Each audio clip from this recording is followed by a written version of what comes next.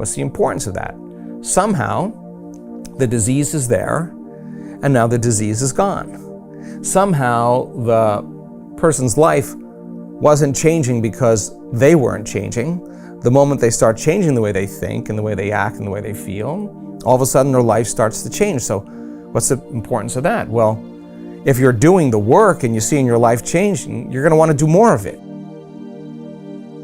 Is one of the tools that we use because meditation is a great way to get beyond the analytical mind and get into the operating system where those subconscious programs exist.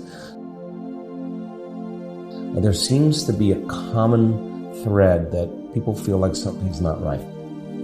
And I think when you get to a point where you realize that no healthcare plan, no government, no religion is going to take care of you, then who is going to take care of you? And the answer is you. Every day the person practices going from the old self to the new self. This is what's happening in the world right now. As they start to change and they start unfiring and unwiring and they stop conditioning the body emotionally to the past and practice this, they emerge as a new personality. They become somebody else. And like magic, the disease exists in the old person and there's somebody else. Now here's where consciousness comes in. That person comes to a workshop and they stand on the stage in front of 1,500 people and they tell their story. And everybody in that audience is leaning in. Why? Because they're looking at truth. They're looking at the example. Someone who just got healed from a chronic...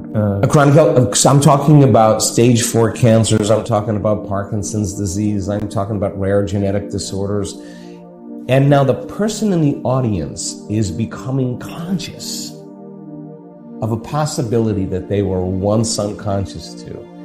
And when they see that's possible, it's a 4-minute mile. I mean, 4-minute mile, nobody thought anybody could break a mile in under 4 minutes. They said it was biologically, physiologically impossible. 1,400 people have done it already. So like, this is the 4-minute mile. Someone's piercing through a limitation, a level of unconsciousness. And now, that's a footprint in the quantum field, but in 3-dimensional reality, you're looking at that person, they look no different than anybody else. And the person says, if that person can do it, I can do it as well. Now, all of a sudden, what's emerging in the world now because of information is teaching people that there are other possibilities that they were unconscious to. And you don't need an authority any longer. You don't need a priest. You don't need a governor. You don't need a teacher. You don't need a doctor to gain information any longer. Information is available, but the question is, what will you do with it? So if you give people sound scientific information, and science is the language of mysticism, and you combine quantum physics with neuroscience and neuroendocrinology and psychoneuroimmunology and epigenetics and electromagnetism, and make it simple, and don't talk about tradition or religion or culture, that's going to divide an audience, but bring the model of science in. If that person can reason and understand what they're doing with that information and why they're doing it, then the side effect of how they're doing it is going to get easier. And now the application becomes essential. So what we're seeing is this emergent consciousness where people are taking their power back and not relying on anyone or anything for their own personal change or transformation. And I think that when you get enough people doing it, emergence in biology is a group of birds all moving in the same direction, of a school of fish all moving. The appearance is a larger organism. They're behaving in the exact same way. There's no leader. When you study that in biology, everybody's leading. So how are we going to change the world? It's not one person, not one consciousness. It's a collective consciousness. And the research says that collective networks of observers determine reality. Get enough people believing in possibility, sooner or later, someone's going to run into that experience. And you need one. Once you know it's possible, then other people will start doing it as well, just like the 4-minute mile. So in the world right now, I think we're seeing a breaking down of so many conventions, whether it's religion or medicine or the environment or journalism. Everything's falling apart right now because it can't sustain itself, because no organisms in nature live in this kind of abusive competition. Organisms survive in cooperation and connection and communion. Keep people in fear, keep them angry, keep them in pain, keep them all those survival emotions. You'll never have community. You bring people into an elevated emotional state, something innate in the human species says we're empathic to one another, and we celebrate one another, we want to get along with one another, we want to cooperate, we want to resolve issues together. That's who we are when we're not living in stress and survival. Meditation is one of the tools that we use, because meditation is a great way to get beyond the analytical mind and get into the operating system where those subconscious programs exist. So of your conscious mind, 5% of your total mind, and then you have your subconscious mind, which is 95% of how we've been programmed. And what separates the conscious mind from the subconscious mind is the analytical mind. And meditation is a great way to teach people how to slow their brain waves down. And just like anything else, it's a skill. The more you practice, the better you get at it. And if you can slow your brain waves down into this right creative state, then you can rewrite a program.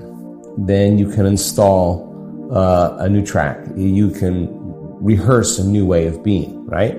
Now, person who wants to become wealthy or get the job of their dreams, they still have to fill out all those applications, and they still have to apply, because that's the process in this three-dimensional reality.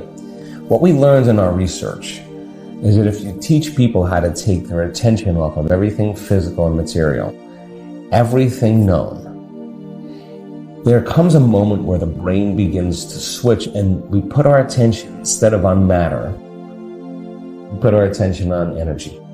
And the quantum field is an invisible field of energy, of frequency, that's filled, fertile with possibility and information. So now, this invisible field of energy connects everything physical and material. In fact, most people, when they study matter, they see matter as emitting a field. But according to the quantum, it's not matter that's emitting the field. It's actually the field that's slowing down in frequency and creating matter. Okay, now if you can reverse that and get a person to a point where they're not their face, they're not their culture, they're not their age, they're not their profession, they're not their diet, they're not a son, or they're not a mother, they're not aware of their cell phone, they're not aware of their car. They're literally, their attention is completely in the present moment. They walk through this little door, they pass through the eye of the needle, and they enter this realm of the quantum. Now, if you teach people how to create from the quantum field instead of from matter, then if they do that properly and they understand the science of how, then they no longer have to go anywhere to get what they want. In other words, when a person can create the right type of energy, the right type of frequency from the field, and there's a vibrational match between their energy and whatever they want in their life, all of a sudden they start drawing experiences to them. Out of nowhere, they get the phone call, hey, I got synchronicity. That's synchronicity. Why? Because you're synchronizing your energy to a possibility in your life. Now, in the quantum, every thought has a frequency. So when a person has the thought of their new job, and they can feel the frequency of that thought, it wouldn't be lack, it wouldn't be separation, it wouldn't be frustration.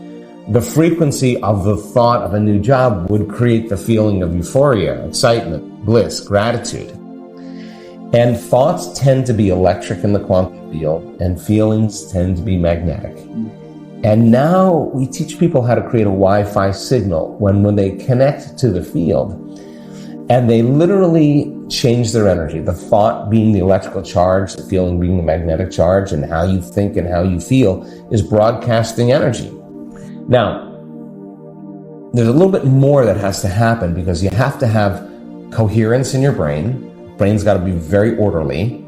So we teach people how to get that brain coherence going and that heart coherence going.